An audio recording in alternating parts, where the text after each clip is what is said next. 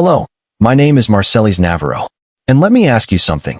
What would you do if the very people who raised you, fed you, clothed you, turned around one day and declared you a mistake? Would you crumble? Or would you rise? Because that's exactly where my story begins, with a laugh, a set of car keys, and a letter that burned through every lie my family had ever told. At my grandfather's while reading, my brother Sterling sat like a king awaiting his crown. My mother, Diane, smiled like a woman rehearsing her victory for years. My father sat quietly, eyes down, as if he already knew the ending. And me? I hadn't set foot in that house in over 10 years. The Navarro estate stood like a monument to everything I wasn't. Marble floors polished so bright they swallowed your reflection. A chandelier dripping crystal tears, hanging heavy above the room like judgment itself. I stood in my work boots, oil still embedded in my cuticles, denim worn from years under hoods of forgotten cars. I didn't belong there, and they reminded me of that every second. Well, Sterling smirked, arms out like a performer taking the stage. The prodigal grease monkey returns. The cousins laughed. Diane's lips tightened into her version of approval, which was always half disgust. Mr. Fisk, the family lawyer, adjusted his glasses and began reading. The room smelled of perfume, cigars, and entitlement. To Sterling Navarro, Fisk read, the amount of $6.9 million in liquid assets and full voting control of the Navarro family trust. Champagne glasses clinked. Applause rippled. Sterling bowed his head like royalty receiving homage. Then Fisk turned the page. To Marcelis Navarro, silence. My hands curled into fists. The 1983 Ford Granada, registered in George Navarro's name. Sterling choked back laughter. Diane didn't. She clapped her hands together and grinned. Perfect, she said. An old rust bucket for our special son. That's more your speed, isn't it? The room snickered. My father said nothing. Not once did his eyes meet mine. I should have walked out right then. Should have let them choke on their champagne. But Fisk wasn't finished. He reached into his folder, pulled out a sealed envelope, and said words that stopped the room cold. And one final letter. Addressed to Marcelis. For his eyes only. Diane's smile cracked. What? She demanded. That wasn't part of the agreement. Fisk adjusted his tie. This was filed with the probate court as a sealed addendum 1 week before Mr. Navarro's passing. Her eyes cut to me like knives. Don't get your hopes up. If your grandfather wanted you to matter, he'd have said so while he was alive. My hand shook as I broke the seal. Inside, a single sheet of paper in my grandfather's handwriting. Marcelis, if you're reading this, they've already had their fun. But this letter isn't for them. It's for you. The car is yours for a reason. There's something inside it. Keep it for 72 hours. Don't let them near it until you've found it. I trust only you. Pop. The words sliced through the air. Sterling leaned back, smirking. Probably hid a cigar in the glove box. Congratulations, brother. Diane hissed. This is absurd. A used car is not a legacy. But her voice was thinner now. Nervous. I slipped the letter into my jacket, reached for the keys Fisk held out, and said nothing. As I walked out, Diane called after me. If there's anything valuable in that car, it belongs to this family. I didn't turn. I only whispered. Then I guess I'm family after all. Outside, the air was cooler. Freer. The garage door groaned open, and there it was, my inheritance. The 1983 Ford Granada. Faded paint, rust freckles, but crooked like an old man's smile. But when I slid into the driver's seat and turned the key, the engine roared to life like it had been waiting for me. Waiting for this moment. As I drove down the estate's long driveway, I saw Sterling's smirk flatten into something else. Fear. Diane's lips pursed so tight they nearly disappeared. They knew something they weren't saying. And deep down, I knew too. This car wasn't just metal. It was memory. It was truth. And truth has a way of making enemies. The Granada rattled and roared as I drove it back to my small duplex on the east side. Every vibration of the wheel, every clunk of the gears felt like a voice from the past, whispering secrets through the steel and bolts. I parked, cut the ignition, and just sat there, staring at the keys in my hand. My grandfather's words repeated in my head. There's something inside it. Keep it for 72 hours. I popped the glove box. At first, it was empty, just old receipts, a repair manual, the smell of dust. But then, tucked behind the lining, I found it. A Polaroid. Me and Grandpa standing beside this very car. I was maybe 10 years old, holding a wrench with grease on my face. On the back, in his slanted script, he had written, "You were always more than they saw." My throat tightened. He knew. He had always known. The next day, storm clouds rolled in, thick and heavy. I wheeled my tool bag to the garage, turned on the dim yellow light, and started searching. Every nut, every seam, every panel. Hours passed. My hands were raw, knuckles bleeding from rusted bolts. Then, I found it. Beneath the driver's side floorboard, a rectangular outline too perfect to be accidental. For bolts sealed it shut, the kind Grandpa always used when he didn't want tampering. I pried them loose, one by one, until the panel lifted with a groan. Inside was a bundle wrapped in plastic. My pulse hammered. I pulled it free. A thick leather-bound ledger. Old, worn, but intact. I flipped it open. Page after page of handwritten records, dates, transactions, names. My blood ran cold. These weren't business expenses. They were withdrawals. Quiet siphoning from the family company. Harold, Diane, Sterling. Year after year, hundreds of thousands. Personal spending disguised as company operations. Lavish vacations, sports cars, stock buys under shell names. My stomach flipped. Near the back, taped between two pages, I found something else, a notarized document. I froze. My own signature. Faded, shaky, like a child's handwriting. I was 13 when I signed it. I remembered now. Grandpa had said it was practice, a lesson in contracts. The document's title, Transfer of Partial Ownership, Navarro Auto Group Holdings. 20% ownership. To me. For $1. Witnessed. Sealed. Never filed. I dropped into the garage chair, ledger shaking in my hands. Grandpa hadn't just left me a car. He left me a weapon. And a responsibility. On the last page, in his handwriting, a final message. If they ever try to erase you, son, this will bring you back. Quiet power wins. I grabbed my phone and dialed Mr. Fisk. He answered on the second ring. Marcelli's. His voice was cautious. I explained everything. The ledger. The ownership transfer. The hidden panel. He went silent for a long moment. Finally he asked, was it notarized? Signed and witnessed. Yes, I said, heart pounding. I remember the clerk. She worked at the old notary office on Airline Drive. That office burned down in 2009, he muttered. But if her clerk logs are archived at the county, this could be authenticated. If so, Marcelli's, this changes everything. Thunder cracked outside. The storm was moving closer. I promised to bring it to him in the morning, but I never got the chance. My phone buzzed. A voicemail. Sterling's voice. Mocking. Hey baby brother, still playing mechanic? That junker's not turning into a castle. Just thought I'd remind you. I deleted it. Then another buzz. A text from Diane. Whatever game you're playing, it ends now. You'll embarrass yourself before you hurt us. My chest burned. I didn't reply. Instead, I sat against the cold garage wall, ledger pressed to my chest like a shield.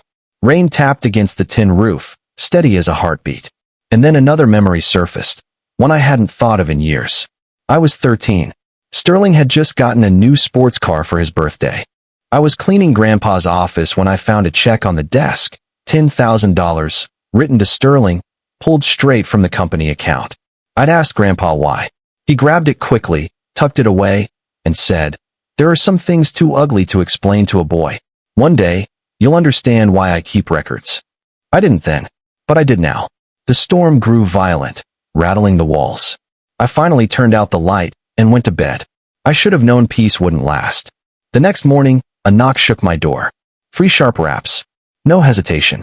Through the window, I saw the sheriff's cruiser. 2 deputies standing at the curb, hands near their belts. I opened the door slowly. Sheriff Dillard stood there, rain dripping from his hat. He held up a folded document. "Mr. Navarro, I have a court order. Search warrant issued by Judge Elwood. Filed by Navarro Auto Group. Citing unlawful possession of company property. Suspected forgery." My heart sank. That ledger is my grandfather's. The sheriff's jaw tightened. "Not here to debate, son. Just here to enforce." The deputies swept inside. They weren't brutal, but they weren't gentle either. Drawers yanked open. Cabinets flipped through. My neighbor's blinds cracked open, eyes watching as if a scandal was entertainment. When they found my small safe, I opened it myself. Inside lay the leather ledger. One deputy bagged it, handed it to the sheriff. "Chain of custody begins now," Dillard said softly, scribbling his name across the evidence seal. Then he looked at me. "Anything else I need to know about?" My voice was hoarse. "Just a man's last words, Sheriff." He studied me a long moment, then lowered his voice. "You're going to want a lawyer." They left with the ledger. I stood in the rain-soaked doorway, hollow, until a voice pulled me back. Mrs. Redmond, the retired schoolteacher next door, shuffled over in her slippers. She placed a hand on my arm and said quietly, "They always hated how much your grandpa loved you. Don't let them rewrite the story." My throat tightened. I couldn't speak. Inside, the phone rang. "Sterling." Against my better judgment, I answered. His voice oozed smugness. "Well, that didn't take long. You always were bad at keeping secrets, Laz. Should have burned that little diary." My grip tightened. "You filed a warrant against your own brother? For what?" Trying to understand what Grandpa left me. He laughed.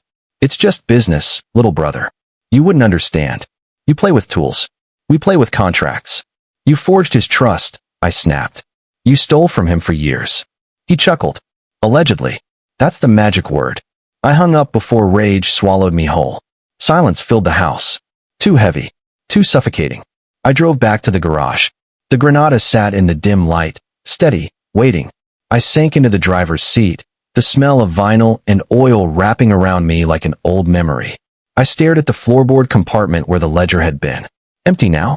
My phone buzzed again, this time from Mr. Fisk. A message: "They're moving fast. Their goal is to bury you before the hearing."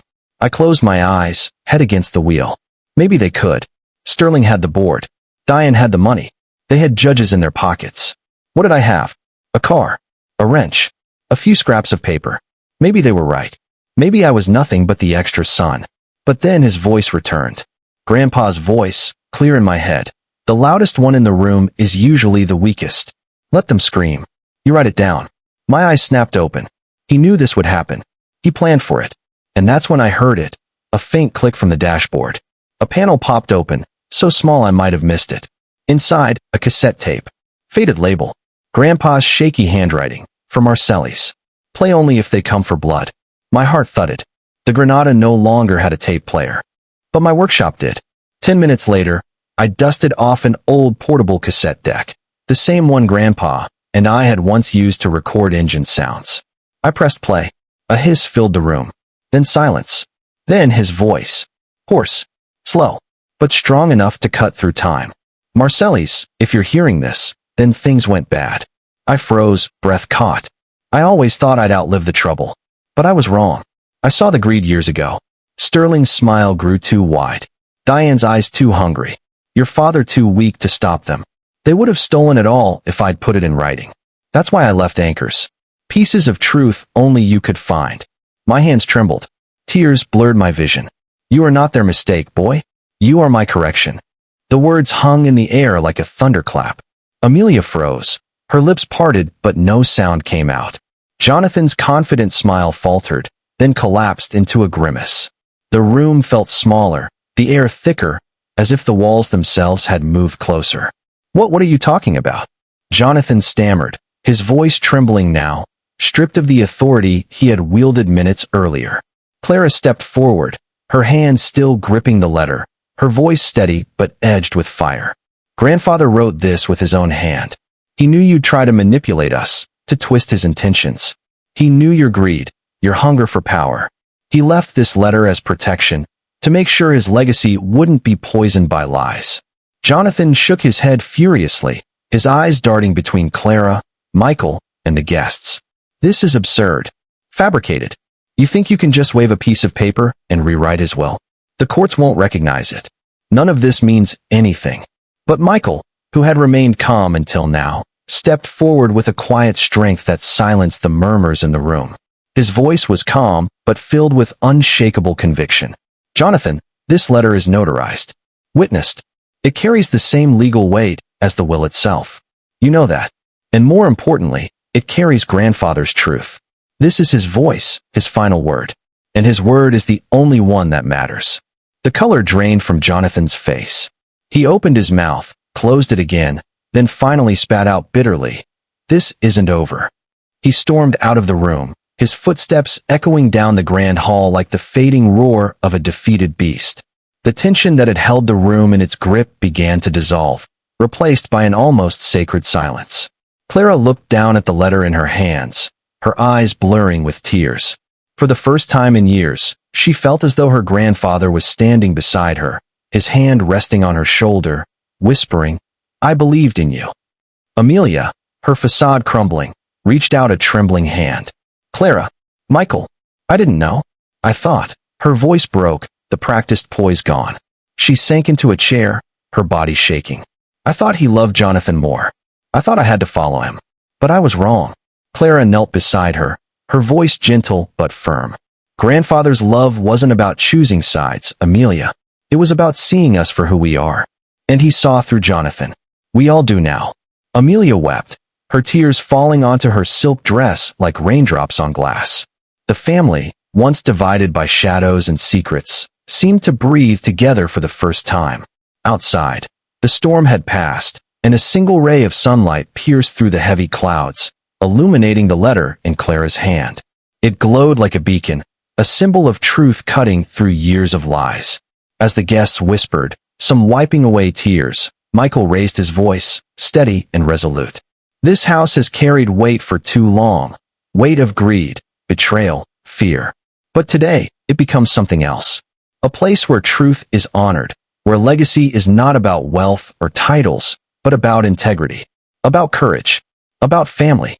The crowd erupted in applause, not out of politeness, but from a place of genuine reverence.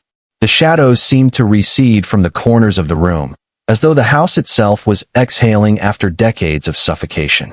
Clara lifted the letter high, her voice breaking but strong.